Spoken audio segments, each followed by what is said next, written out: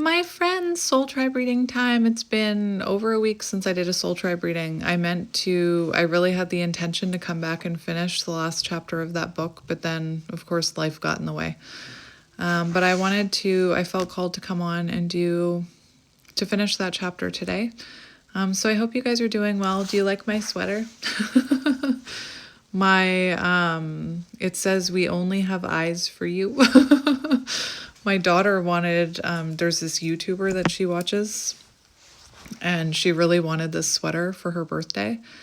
And I really liked it with all the wings on it. I think they're supposed to be flamingo wings, but all the eyes on it and the flamingo wings and the fact that it says, "We only have eyes for you." I just really liked it, and I like the combination of black and pink as well. So I decided to buy it.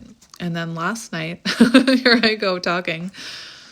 Last night, I decided that a little while ago, I remember I was doing a soul tribe reading, and I was saying that I had this conversation with someone, and I was like a little in my Queen of Swords energy, and I'm like, I'm actually spiritual as fuck.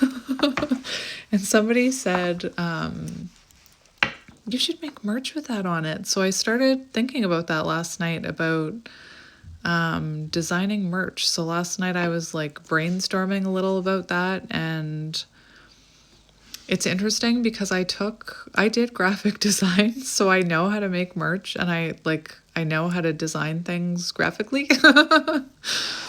But I found that whenever I did graphic design for myself, I never liked it. Like, it was always like, you know what it's like. Like, it's always better when someone else does it. It's like reading my own tarot cards. I'd rather have someone else do a reading for me.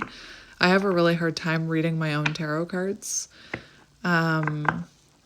Whereas when I'm reading them for someone else, I can just kind of take myself out of it and just read the cards. When they're my cards, I like overthink about it, and I overanalyze it, and I overthink it. So, I remember I created merch once when I was doing my autistic TikTok. And my problem is that like when I create it, I don't like it as much. So I'm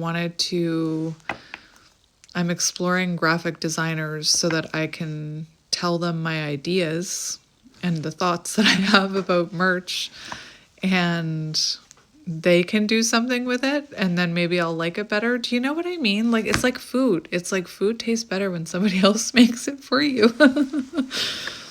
Anyway, but I'm starting with that sweater. I'm going to make a sweater that says, "I'm spiritual as fuck." Clearly, I'm going to do something with the lettering so that it doesn't actually say the swear word, because not everybody wants to wear a sweater with a swear word on it, but you'll know what it means. Anyway, I just thought,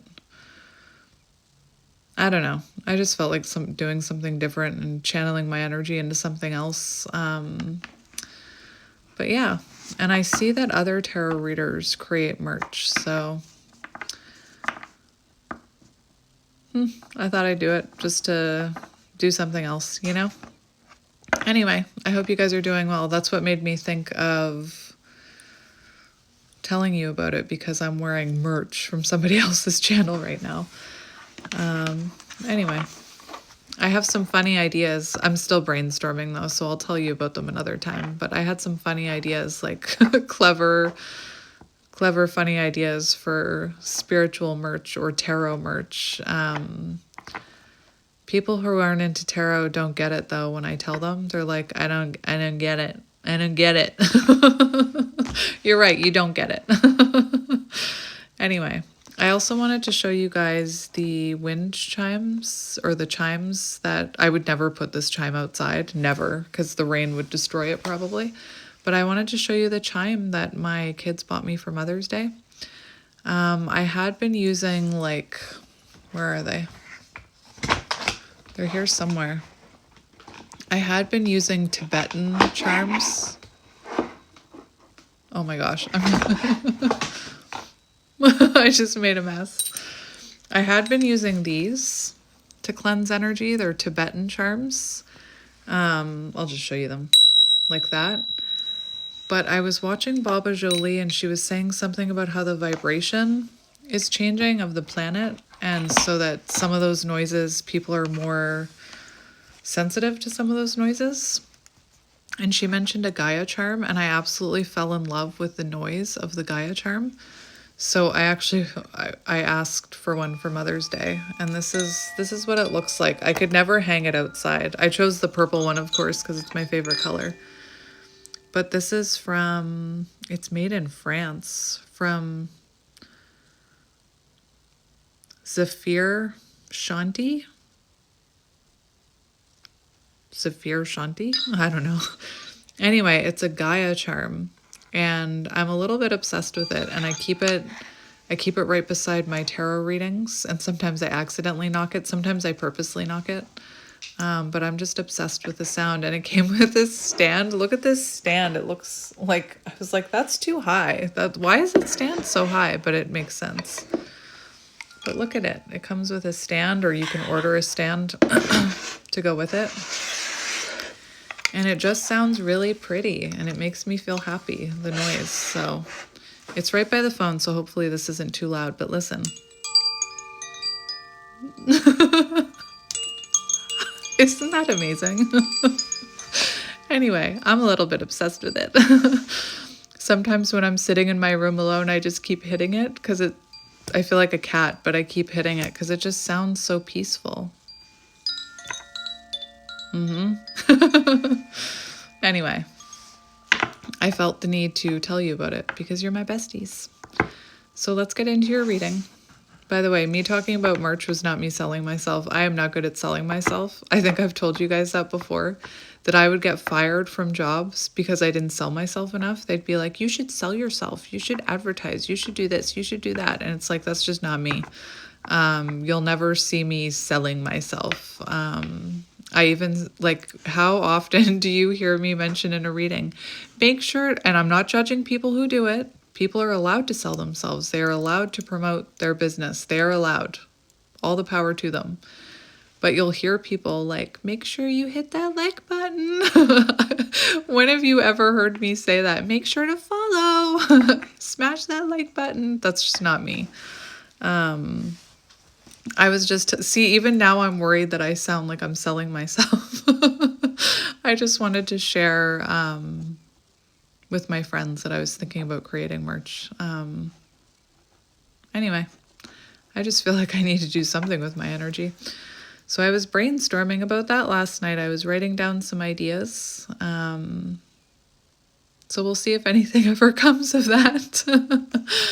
But let's finish that book. But first I want to get a couple of cards from an oracle deck. And today I felt called to the Rose Oracle. So there must be a message that you need to hear from this deck.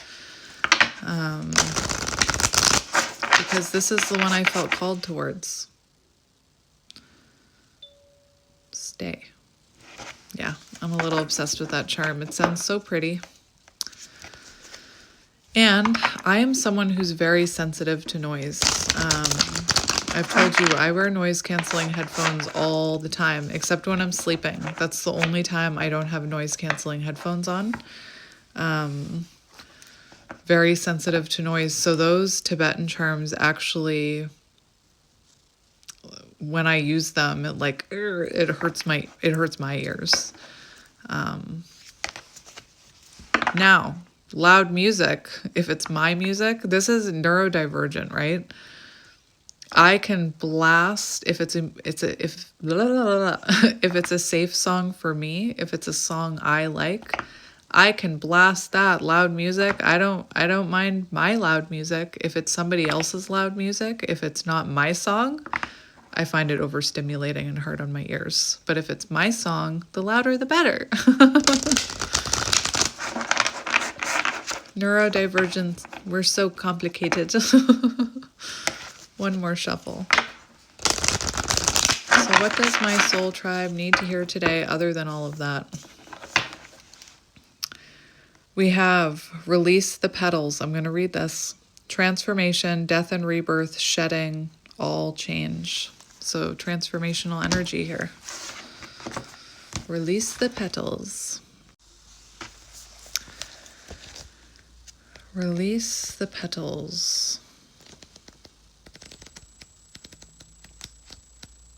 Still not using the table of contents, Kelly. So I'm going to show this card to you. Focus. Focus.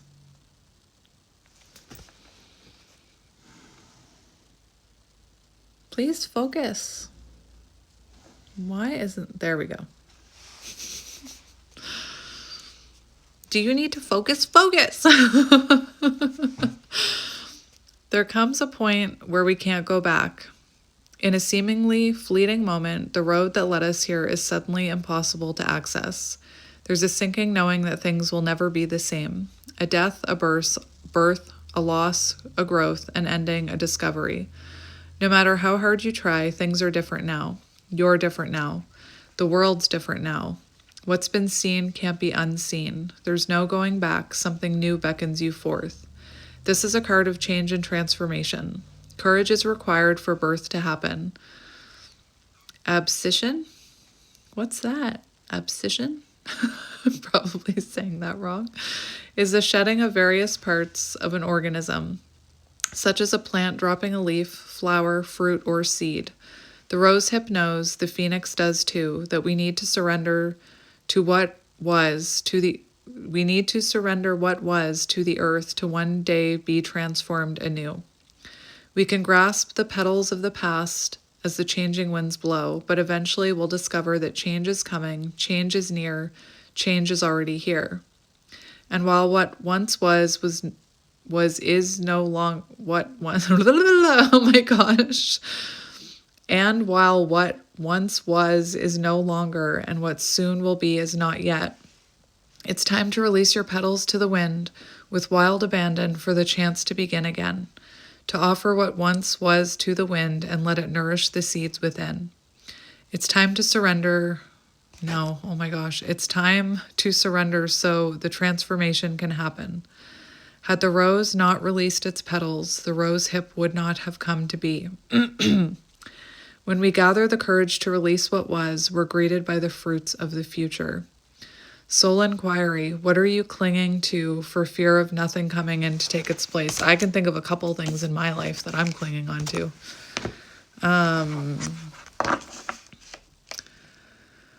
One of them is a friendship.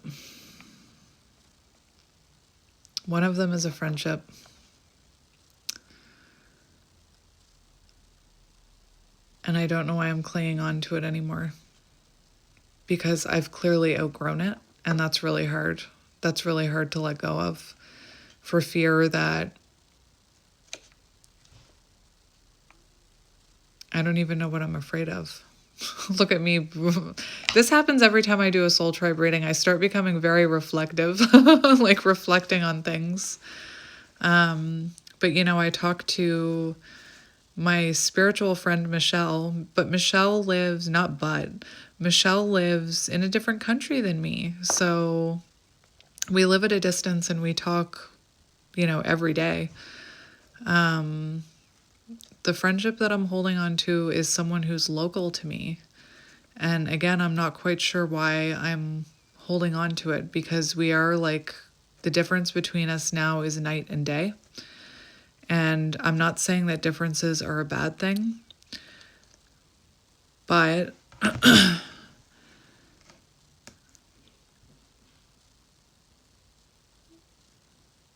how can I explain this? It kind of feels like holding on to dead flower petals. Like it just...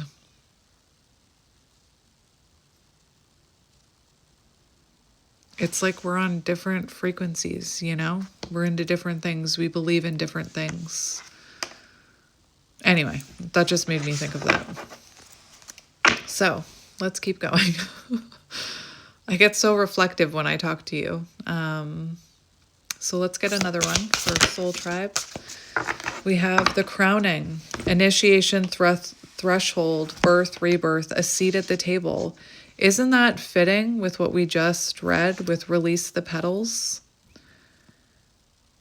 So that you can have this rebirth, or so that, like, think about a seat at the table. Someone could be sitting at your table who's not supposed to be sitting at your table anymore.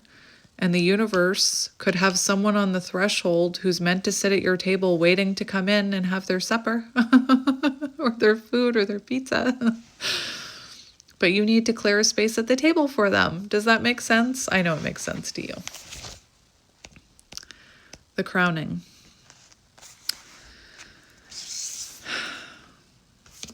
There comes a time when the flower knows. Is there any nudity on this? No, they're covered. They're covered.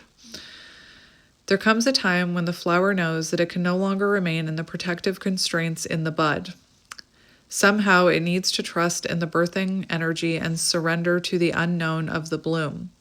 The same energy exists within all of nature and in birth, both physical and metaphorical. It's an initiation for the mother as well as the child who transitions from the water world of the womb to a whole new one on earth. This is the card of crossing thresholds and walking through the gates of initiation, which requires great courage and faith. There are rolling contractions, and it's almost always not straightforward.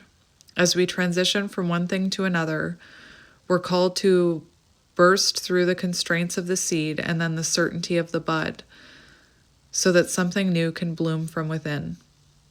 We're always birthing something, and deep inside we know that the only way to surrender to the initiation is to surrender to the innate power within. The power is inner, but it is also connected with the intelligence that exists within all of life. It's the same energy that tells flowers when to bloom, and it was present when you grew in your mother's womb. Trust in that. It will carry you through.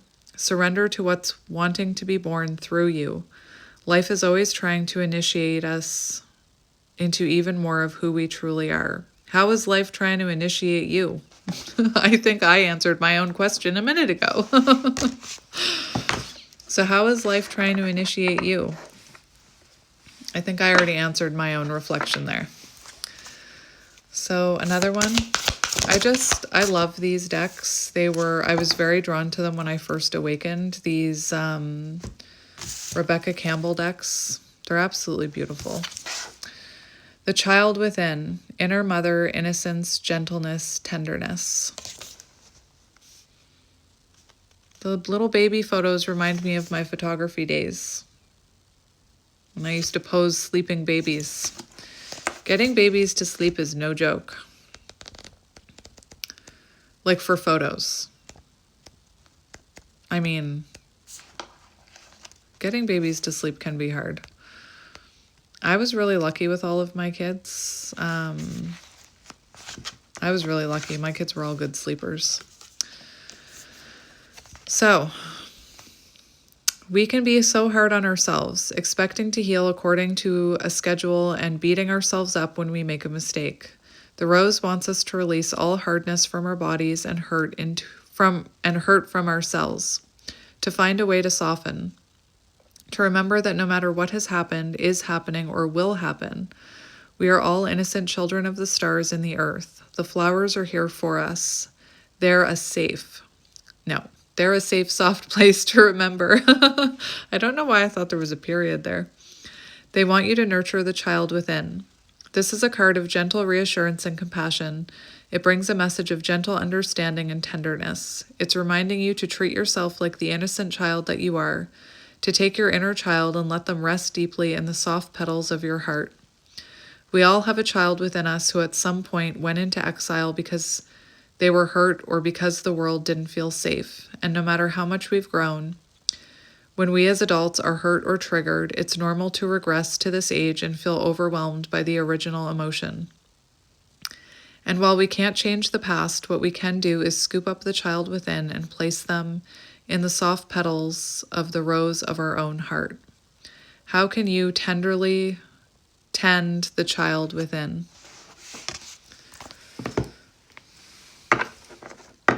Let's get another one. Oh, no, I can't take all those. That was like 4 cards. One more, please, Spirit. Thank you. We have come to me, attracting like a rose, receive abundance, desire. I might have to cover that one up a little. It's crazy what tarot card readers have to censor on YouTube. Like somebody can walk around half naked, but if there's actually like, look at that, there's nothing there. You can't see anything, but I know that I should cover it. Come to me.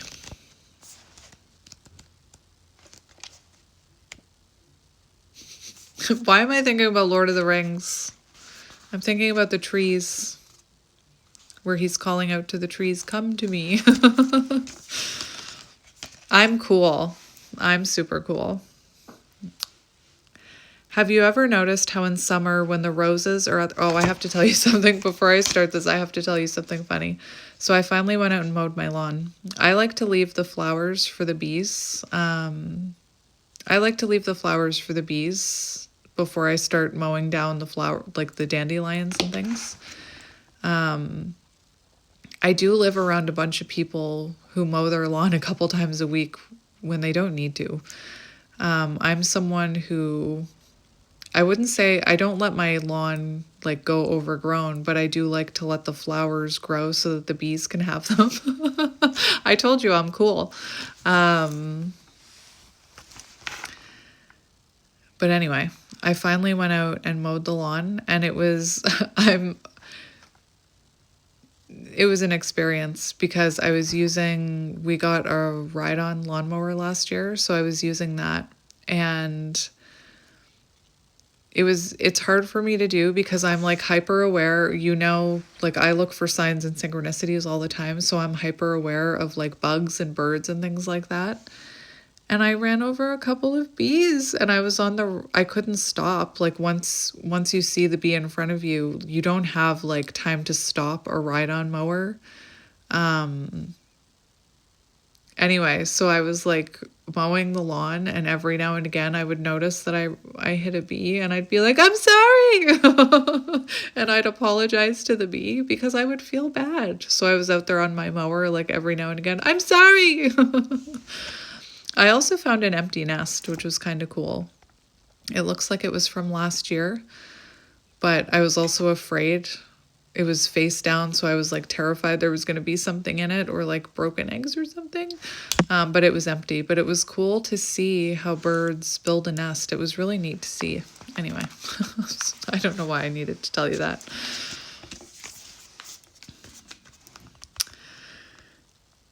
I don't even know why I started thinking about that. Have you ever noticed how in summer when the roses are at their fullest and their scent is hanging in the air, bees, oh, that's why I thought about it, bees and other pollinators suddenly appear? Pollination happens when pollen from one plant mixes with pollen from another or is transferred from the stigma of one flower to the stigma of another. Roses don't go running all over the place, reaching and grabbing. There's Michelle now. They rely on the bees to come to them. The rose is never reaching for the bee. It's never grasping or overstretching. It embraces what is fully and allows life to come to it. It receives it fully. It doesn't open and close according to who walks by. It opens and blooms regardless. This card is about receiving abundance rose style. It's an invitation to receive the sweetness of your life, to embrace the magnificence of who you are, and also to open yourself up to the possibility of receiving what you yearn for deeply. To be clear on what you desire, to trust that all that's meant for you wants to come to you. To state your desires out loud and let your yearnings be known, to ask for what you desire. Don't reach or grasp. Don't strive, control, or manipulate. That will leave you exhausted, parched, and brittle. This card delivers the message that true, sustainable abundance is coming. Connect with your sensual true nature. Be unashamed of what you desire, and when it comes, relish each minute. Soul inquiry. What do you desire? What are you ready to open yourself up to receive? How can you attract like a flower? Last weekend, when I was supposed to do a soul tribe reading last weekend. I bought my 2 older kids who turned 13 last weekend, I bought them each a skateboard. And I thought, I don't know what I was thinking. They really wanted me to go outside and play with them. So I went outside and I thought, I want to try the skateboard. And I took one step on that skateboard and fell on my butt. It was pretty funny. It was pretty funny. Anyway, like I fell right on my butt. It hurt. Last one. We are nature. Become grounded. Embodiment. Living in connection. I've also been trying to spend some time sitting out in the sun. Just in the morning, if it's sunny, I'll spend like a half an hour just sitting out in the sun, It's very healing energy, very grounding energy, and it can help your masculine energy if you're lacking masculine energy.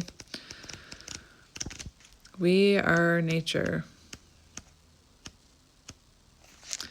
I already read that. Becoming grounded. I already read that. We've built a world on top of the world. If you look up the word nature in the dictionary, you'll see a reference to plants, animals, and landscapes as opposed to humans. We speak of getting into nature or getting grounded as something we need to do. We've forgotten that we don't exist in nature, we are nature. Indigenous earth-based traditions have always seen the planet and all beings as interconnected and sacred. Humans as one with the earth itself. The earth and Mother Rose are calling us back to the earth to weave the sacred back in, to weave nature back into the center of our everyday lives, to see ourselves as nature, and to spend more time interacting with the living natural world, returning to nature. How's your connection with nature? What's your relationship with your own body? How can you live in a more grounded way? This card is an invitation to develop a deeper connection with the earth, to actively spend time in the physical, natural world around you, to tend to it, and to take your place as custodian of it. To see the sacred in all of life, to notice the changing seasons around you and within you, and to remember that you too are a part of the earth's ever-changing landscape. To remember that you are nature and that you'll always find your true nature in nature. To embrace your body as your home and the planet as your mother. Soul inquiry.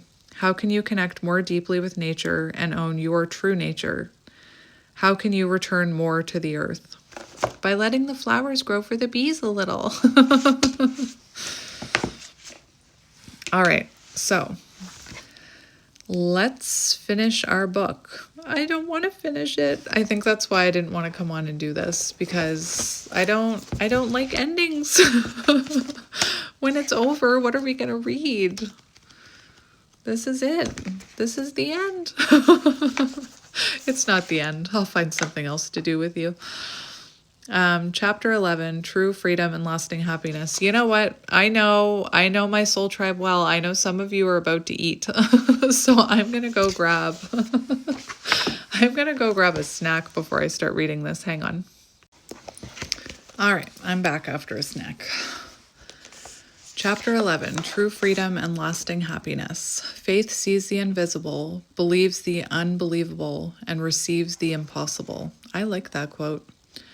Relying on faith is either a stopping point in our evolution of consciousness, or through the invitation of our spiritual will, the soul steps forward as the new source of grander truth and our sense of identity.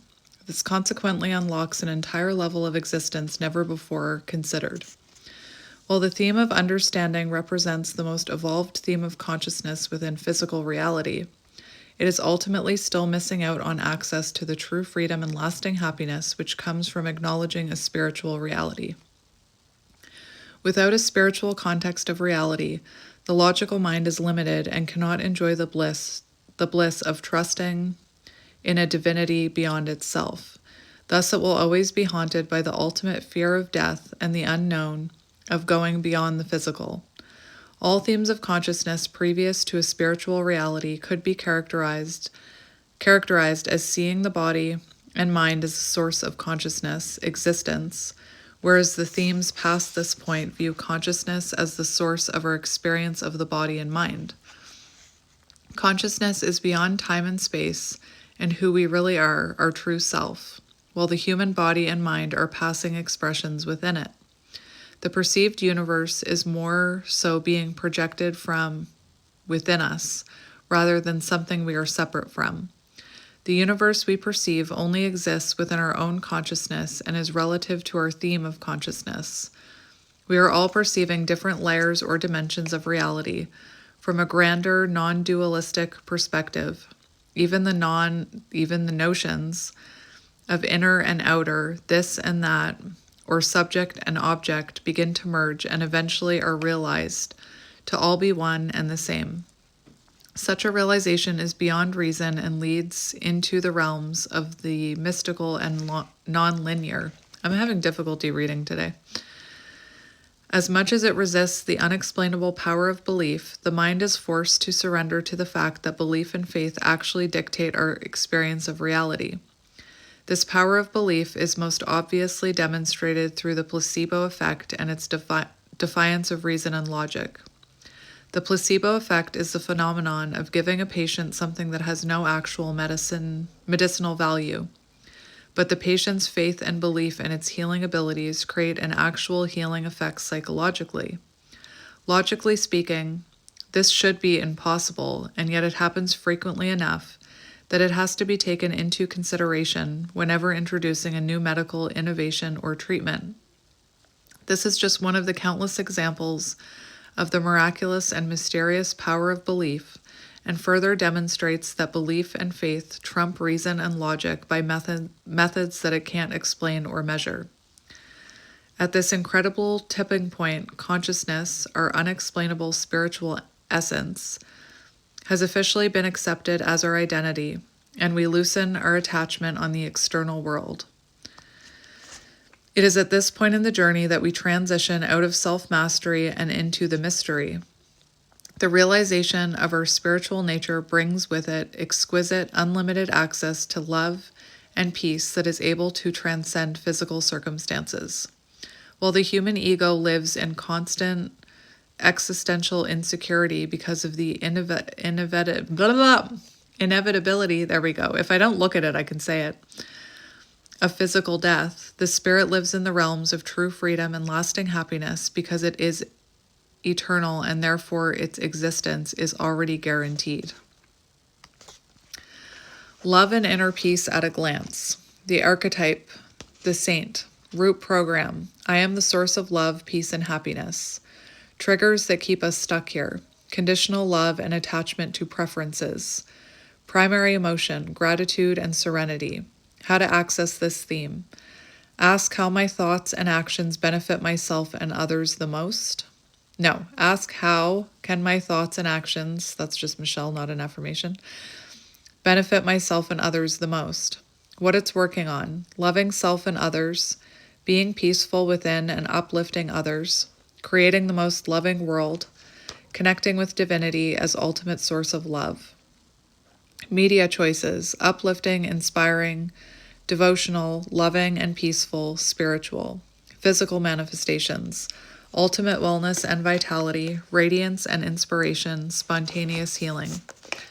Approach to challenges, inspired, trusting, prayer, go within, listen and look for signs, intuitive. Thoughts and values, love is the path to all, fulfillment and happiness. Love can do the miraculous. Divine love is the source of all existence. Life is a gift of ultimate love. Love is the source of all inspiration and goodness in the world. Transcendence, unconditional love through release of attachment to preferences. Full surrender to trust in divine love. Affirmations to ascend. Unconditional love allows for free will. From an eternal perspective, everything is leading to greater love eventually. My preferences are just one expression of love. Love also comes in disguise in the form of growth and wisdom learned through hardships. Overview. With the dawning of spiritual awakening emerges the opportunity to access love and peace from the eternal spring within. Inner peace is experienced as the natural consequence of finally remembering the truth of our spiritual nature and finding gratitude beyond circumstances. Therefore, if all subjective states are an inner choice of perspective, it would only make sense to choose to see our existence from a perspective that evokes happiness, gratitude, love, and fulfillment. And as we align with our highest version of lovingness, it only benefits ourselves and others, therefore only perpetuating itself. It is worth noting that what the world considers love is typically referring to infatuation, possessiveness, pride, or desirous attachment. True love is embodied in a lifestyle approach. As we move into the frequency of love, we become aware of the love and goodness that is all around us. We just didn't recognize it before. True love doesn't need a reason to love. It just loves because that is its nature. In the theme of love and inner peace, we start to finally experience the highest potentials of human reality. Everything can be perceived with love if we stretch ourselves beyond the linear mind's parameters. It's as if we are seeing the world for the first time, and in many ways we are. Colors appear more vibrant. We notice the dewy leaves glistening in the sunlight as if revealing a glorious painting. Bumblebees! Bumblebees are no longer a nuisance, but instead become messengers giving us their blessings. Yes, I'm not afraid of bumblebees anymore, and I feel bad about the ones I ran over. We notice reoccurring numbers, sensing they carry a meaning, and license plates stand out, giving us signs. Nothing is just mundane or ordinary anymore. The trees are now dancing for us. The flowers are blooming just to show us how beautiful they are. Everything seems to be so synchronistic. Everything seems to be in synchronistic harmony. Everywhere we look, we see the magic of divine love, and life is forever transformed into heaven on earth through the newly discovered lenses of love. The irony is the world didn't change, we did. In the frequency of love, everything has meaning and purpose, and is communicating loving guidance to us, including our current situation and circumstances. Every challenge or life situation becomes an opportunity for further spiritual awakening. Every perceived setback becomes a redirection by divinity for our growth. There are no more accidents or coincidences. Everything becomes part of the cosmic dialogue between the Creator and us. Love perceives a loving universe, and everything can be viewed with a positive angle. Even when the meaning or purpose of an event in our lives is yet to be understood, we can easily give it over to hope and faith, trusting that it will be revealed to us in due time.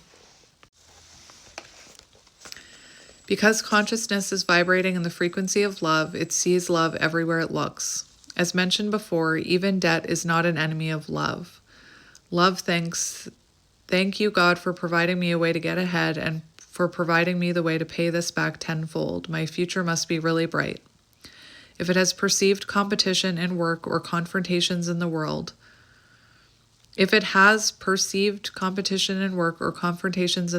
it thinks, "Thank you, God, for providing me the opportunity to surrender, forgive, and exercise my faith and goodness.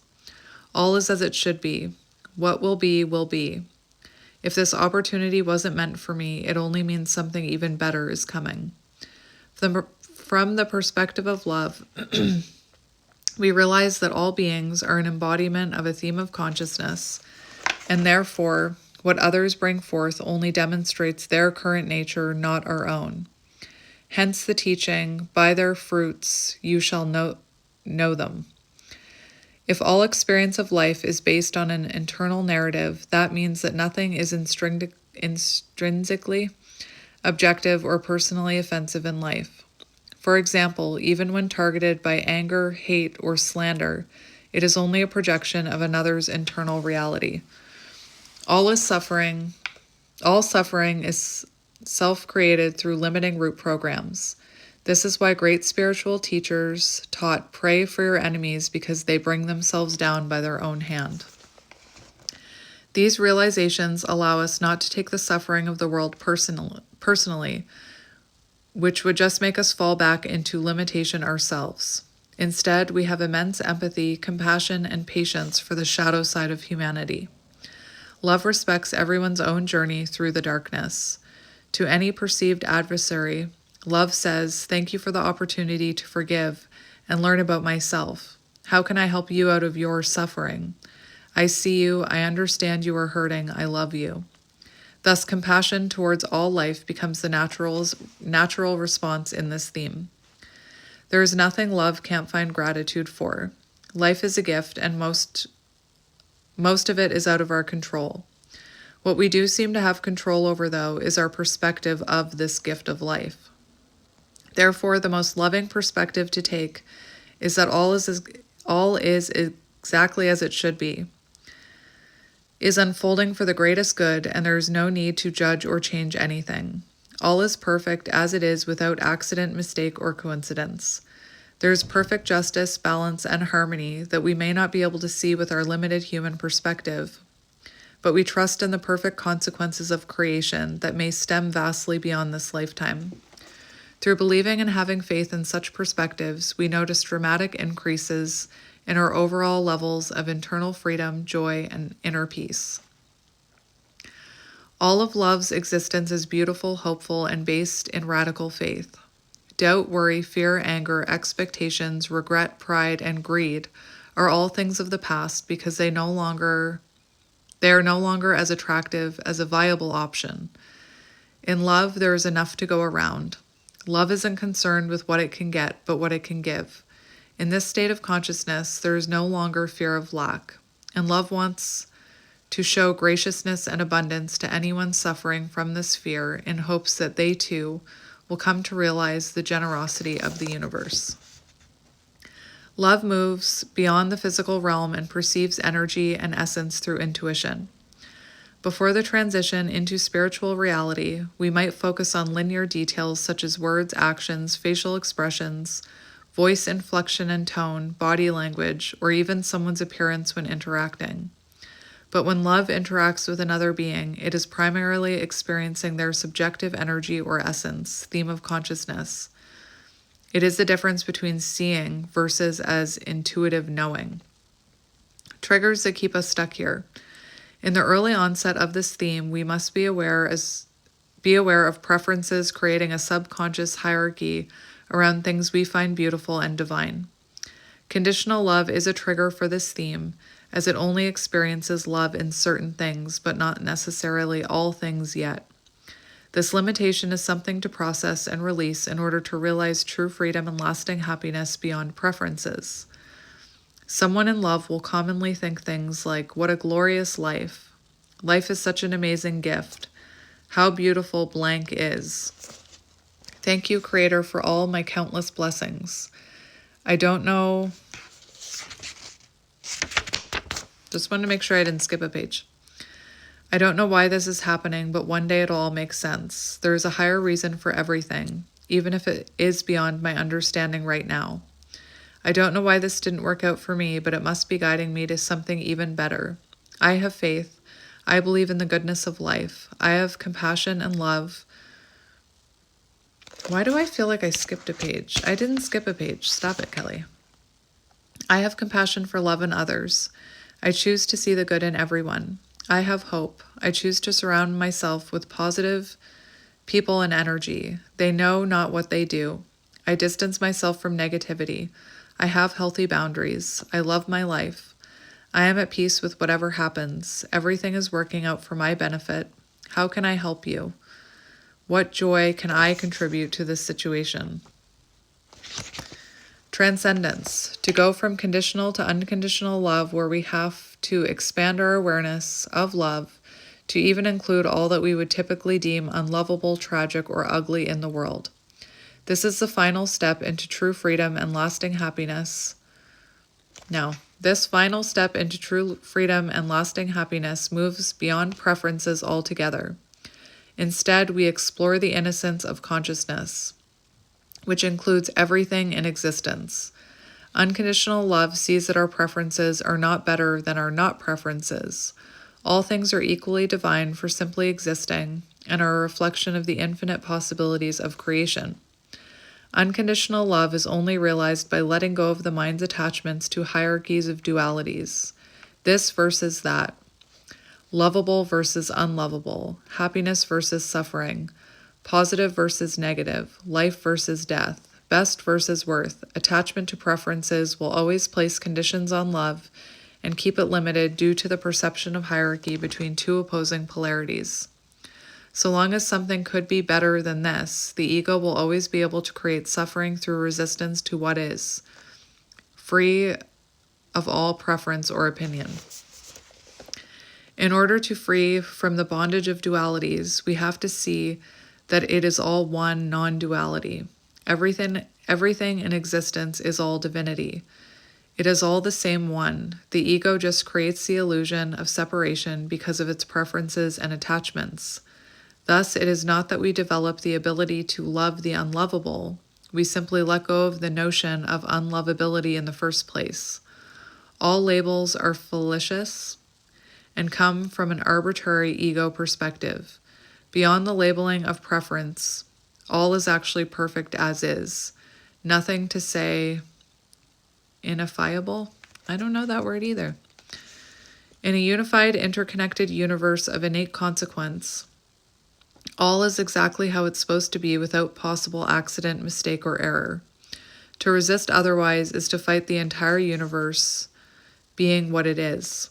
The limited ego resists love and focuses on all the proof for how unloved it is, whereas spirit focuses on all the proof for how loved it is. Both perspectives will technically feel right and justified, but the experience and consequences of each will be drastically different. All humanity could be in utter bliss of existence in an instant if we all accepted this effortless choice. For it is absolute bliss to live knowingly that all is perfectly aligned by divine love and not a single hair is out of place. All we must do is surrender resistance and accept it. Everyone has access to divine unconditional love. Nothing is being withheld.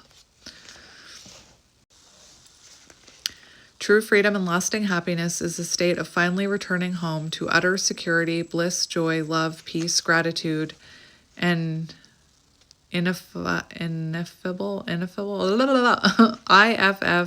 I can't even spell, INEFFABLE, however you say that word. Whatever it took to realize the truth of divine unconditional love is seen as irrelevant and worth the cost. For that's what it took to bring us to this moment now. Then it was perfect and exactly what our consciousness needed to awaken. All of us are on a perfect journey of remembering just how loved we are by divinity. To exist is to already be utterly loved beyond comprehension. Yet we seem to enjoy the hero's journey through the relativity of not knowing. Thus we explore all that is of our not self only to return to what was always there and we just didn't see it yet. I'm having a hard time reading today. Unconditional love compassionately understands that some souls need to wander into dark confusions of shame and guilt in order to prove that they are still infinitely loved, while others accept it more readily and avoid the temptations of the ego's defiance of divinity. Either way, it is all perfect and only revealing what is eternally available to all. However, divine love does not force itself and will only be noticed when invited. Hence, this writing is an invitation to true freedom and lasting happiness. New narrative. All is love, all is divine, all is perfect, all is self, all is equally lovable just for existing. Divinity is in everything and everyone. Preferences are only coming from the ego. Nothing is better or worse. There is only external existence. There is no such thing as death. The void is an illusion and not an actual reality. Consciousness is all there is. All experience is within my consciousness, and my consciousness is pure love. Consciousness is free to choose to accept love or to reject it. I can choose to accept eternal love. True freedom and lasting happiness. Archetype, the Mystic. I love the Mystic card in the archetype deck. Root program. All is love, all is divine, all is perfect. Primary emotion, transcendence, and bliss. What if everything is working out in the absolute best way it possibly could for you right now? What if this is your dream life? What if divine love is talking to you right now, reminding you to accept how loved you are? What if life is constantly guiding you? What if you could enjoy a life full of utter bliss and fulfillment right now? As we explore the theme of love and inner peace, it naturally becomes unconditional by its very nature. As we consistently invite love and inner peace through disciplining our spiritual will, we will gradually experience them in all things, eventually perpetuating their continuance to the point of utter bliss. When we devote ourselves to actualizing true freedom and lasting happiness, every hidden attachment to past wounds that we may still struggle with arises to be healed and transcended through our spiritual devotion to choose differently. Thus, the acceptance of true freedom and lasting happiness requires accountability to face our hidden attachments and wounds, seeing our ego inheritance with the impartiality of ease, self-motivation to exercise discipline to see our inner work through acceptance that all is as it should be for reasons unknown to us, understanding to see love as the wisest and most enjoyable approach to life. And as we embody love and inner peace, it evolves into unconditional true freedom and lasting happiness.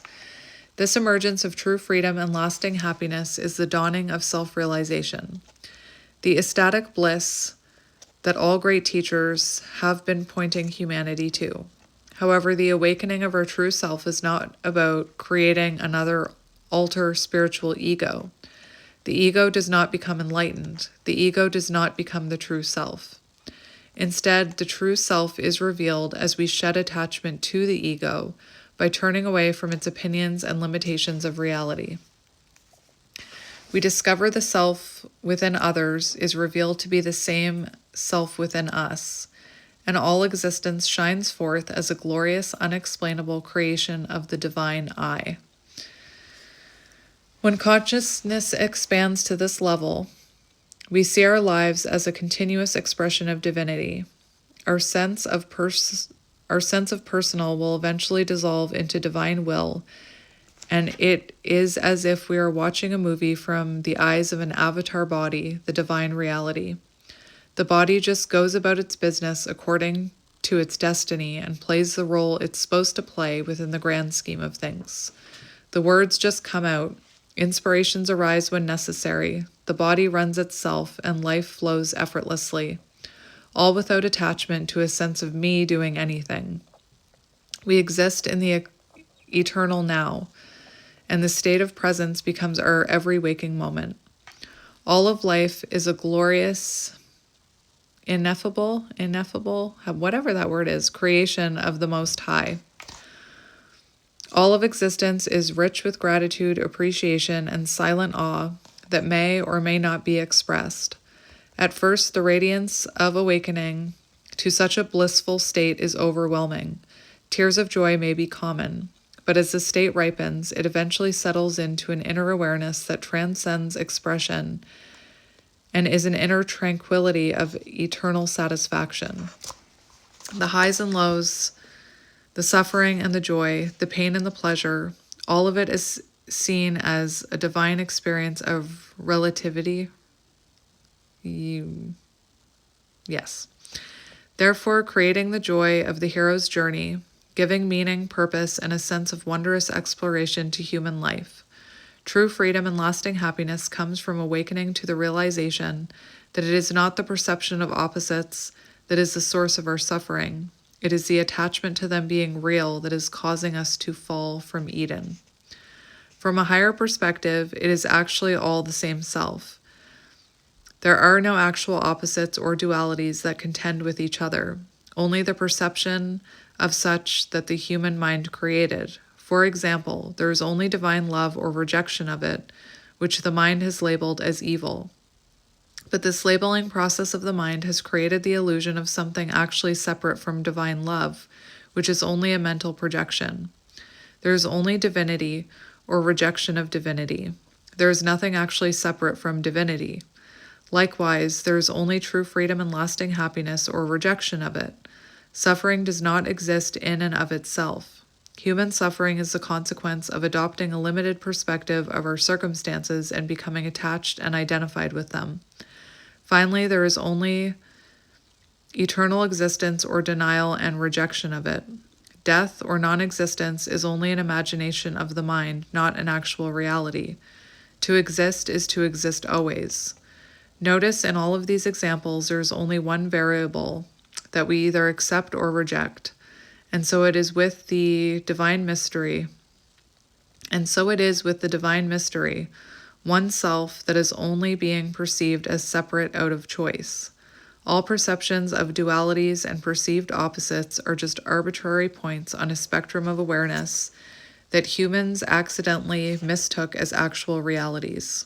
Therefore, as we awaken to true freedom and lasting happiness, we finally can affirm that there is only freedom and happiness, only love and divinity, only eternal existence. All perceptions otherwise are just layers of resistance to the truth. Unconditional love and non-duality is the consciousness of true freedom and lasting happiness.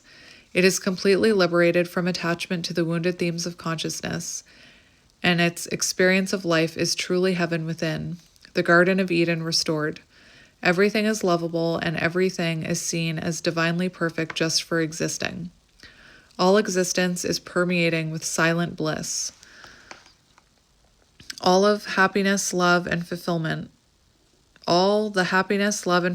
we have been searching for our entire lives is eternally realized.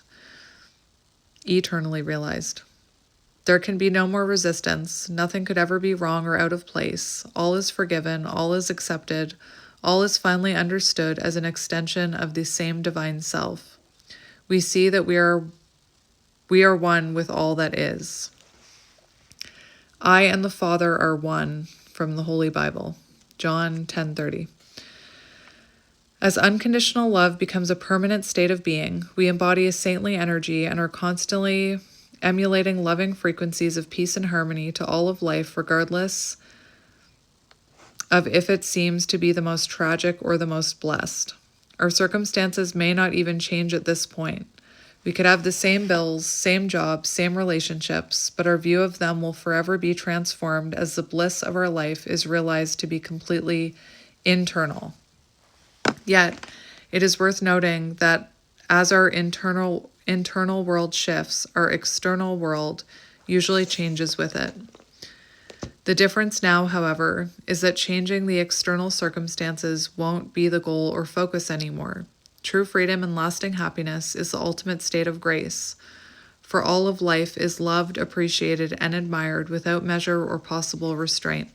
All of humanity is capable of this realization. In fact, it is our inevitable destiny. All things of love, joy, peace, and freedom are based in the truth of the divine. All things based in negativity, control, or force are limiting, which is to say, based in ego delusions and to be avoided because they bring unpleasant consequences. Intuition and inner honesty are significant tools to be used to align us with our highest life purpose and keep us safe. Thus, the caveat that needs to be known at the onset of this phase is that while everything may appear lovable to us, this does not mean that everyone else is in the same state. There still is a need for spiritual discernment of the themes of consciousness in order to make sure the innocent bliss of this state is not taken advantage of due to being naive.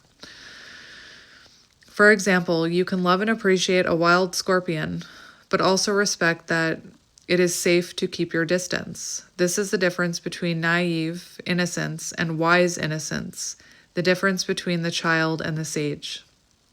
Follow the heart always, and there can be no possible error. Our intuition does not lie.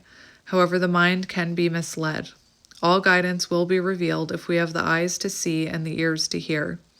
Have faith, trust the divinity that sustains your existence, and know that all will be provided. You are always being guided to exactly where you're supposed to be and doing exactly what you're supposed to be doing. Consistently surrender any resistance to every movement, trusting that divine love is in control and with you always. There is nothing to figure out, nothing to contend with, nothing to earn. Only surrender and trust in the goodness of life. What if everything is working out for the absolute best? Allow it to be revealed to you, and it will be so. The final surrender. Transitioning into non-linear spirituality reality requires letting go of belief systems that our mind has been reinforcing our entire lifetime. To let them go now seems absolutely foolish to the ego mind. And I gotta say, the whole time I've been reading this, my ego has been like, what about this? What about this? What about this? Shut up, ego. To let them go now seems absolutely foolish to the ego mind. It tries to convince us, I've kept us alive this whole time. Why would you abandon me now? I'm the reason for all of your progress. You're being irresponsible. If you stop listening to me, you will die without me. I am you. I've been doing all of these things for us. I'm your best friend. I've been thinking all these plans and keeping us safe from enemies. I keep you alive. You can't trust or believe anything other than me. It's dangerous if you don't listen to me. You're being irrational. You need me. To go beyond the ego as the source of our life is to consciously accept the notion of death and face the existential fear of a perceived end. The ego can only imagine death as a void of nothingness, whereas the true self experiences death as only a transition. From the perspective of a spiritual reality, what we call death is no different than waking up each morning. Try to imagine what it will be like to go to sleep and never wake up. Now try to imagine what it was like to wake up having never gone to sleep. Alan Watts. Yet because what happens after death cannot be reported, proven, or verified through objective experimentation, the ego refuses to step into absolute faith and belief in a spiritual, eternal reality. The irony of the ego is that it actually already lives by faith and doesn't realize it. Faith that it knows anything at all. Further still is a realization that the ego itself is the illusionary identity we innocently mistook for who we really are, like an actor getting lost in their role. Now, having traversed and released attachment to the themes of consciousness through practicing the inner work, we return to our original state of Satchitananda. I don't know how to say that. Existence, consciousness, bliss. No longer attached to the mind and body as me, but rather as expression of creation. From the perspective of true freedom and lasting happiness, all has been unfolding of its own, and we are all responsible. All has been unfolding of its own, and all we were responsible for was the intention and invitation to have the truth revealed. The final surrender requires us to sincerely admit, I don't know how I exist, which opens a door to self-realization. What if time itself is an illusion? It is an illusion. Time is an illusion. What if there is no actual start and end? What if existence is actually beyond time and space? What if eternity is right now? What if all perception of duality and a physical universe is a holographic projection within the unnameable, unexplainable essence of our existence, consciousness? What if there are no separations actually possible? What if love is something we can trust in and give our survival over to? What if divinity is real and the only reason we exist at all? And what if that divinity is the epitome of infinite, unconditional, ineffable, whatever that word is, love and goodness? What if the mind has never actually been doing or thinking anything, and all things have been given? What if there is an unnameable essence of goodness and infinite love that is pervading the entire universe and is the very core of our being, guiding all things? What if the best case scenario is true, and life is a glorious expression of perfect love and goodness? What if we are all one with divinity, as an extension and expression of the Most High? What if divinity is speaking to us now, inviting us to accept our spiritual reality? What if there were nothing to do, nothing to forgive, nothing to heal? What if we were liberated now? Awakening humanity. Once we realize the eternal bliss of true freedom and lasting happiness, the only thing left to do is to invite and share it with others that are seen as expressions of the same self. Thus, to love and heal others is only to love and heal ourselves, which is why this writing comes forth as a loving invitation, so that all may have the opportunity to remember the bliss and joy of true freedom and lasting happiness. We invite you to extend the same invitation to the people you know and love, so that all of humanity may decide for themselves to put down their struggle with life and to wake up to the glory of their divine existence. Ultimately, there is no need, rush, or nothing to be forced. Within an eternal reality, all is exactly as it should be, and always in perfect timing. The invitations of love we extend to the world are simply out of the joy of giving and serving. Hang on. I think that's the end of the book, but oh no, there's a few more. Loka Samasta Sukhinu Bhavantu. I don't know how to say that name either.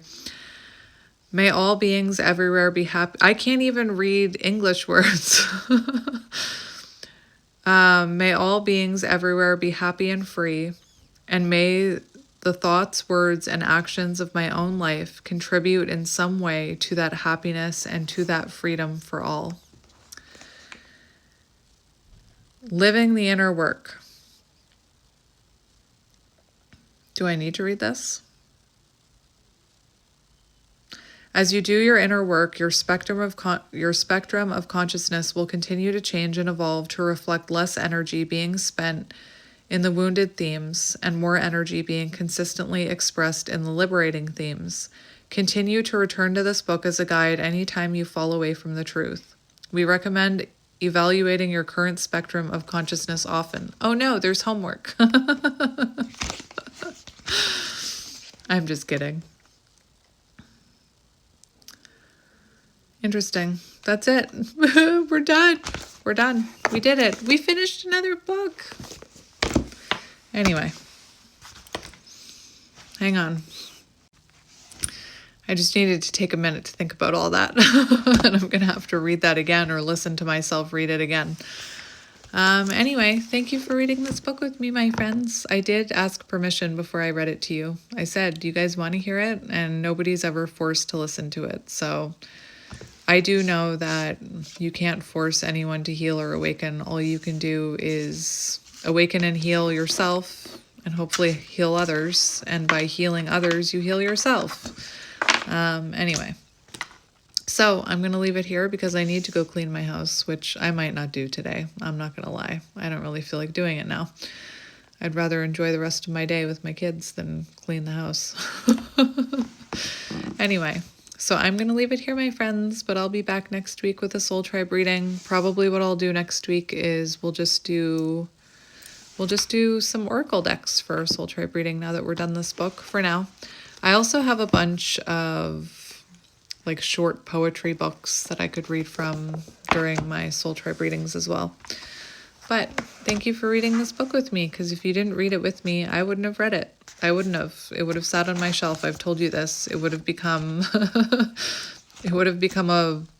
a piece of, I don't know. It would have just been like a decoration on my shelf. So thank you for reading it with me, because I needed a reading buddy to read it. But yeah, thank you for spending your time with me today, and I am sending you lots of light and love as always, and I will talk to you soon. Bye.